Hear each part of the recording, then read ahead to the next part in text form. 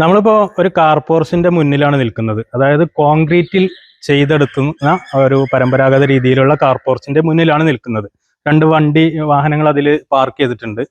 മൂന്നാമതൊരു വാഹനം കൂടി പാർക്ക് ചെയ്യേണ്ട ആവശ്യം കസ്റ്റമർക്ക് വരുന്ന സമയത്ത് സ്ഥലം നഷ്ടപ്പെടുത്താതെ ടെൻസൈൽ റൂഫിംഗ് കൊണ്ട് ആ കാർ പോർച്ചിൽ നിന്നും എക്സ്റ്റെൻഡ് ചെയ്ത് ഒരു കാർ കൂടി നിർത്താനുള്ള ഒരു ഏരിയ സെറ്റ് ചെയ്തതാണ് നമുക്കിവിടെ കാണാൻ സാധിക്കുന്നത്.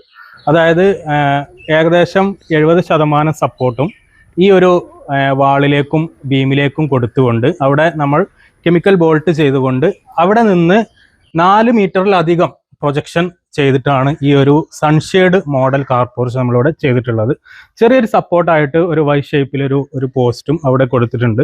ഇതിൻ്റെ പാർക്കിങ്ങിന് ഒരു നിലക്കും നെഗറ്റീവായിട്ട് ഇമ്പാക്റ്റ് ചെയ്യാത്ത രൂപത്തിൽ വളരെ ഈസിയായി വാഹനം കയറ്റാനും ഇറക്കാനൊക്കെ സാധിക്കുന്ന രൂപത്തിലാണ് ഈ ഒരു ടെൻസൈൽ റൂഫിങ്ങിൻ്റെ ഡിസൈനിങ് എന്ന് പറയുന്നത്. അതായത് പരമാവധി സപ്പോർട്ട് നമ്മൾ ഇവിടെയുള്ള കാർ പോർച്ചിന്റെ ബീമിൽ തന്നെ നൽകുകയും ഒരു ചെറിയ സപ്പോർട്ട് മാത്രം അതിന്റെ പ്രൊജക്ഷന്റെ എൻഡിൽ നൽകുകയാണ് ചെയ്തിട്ടുള്ളത്.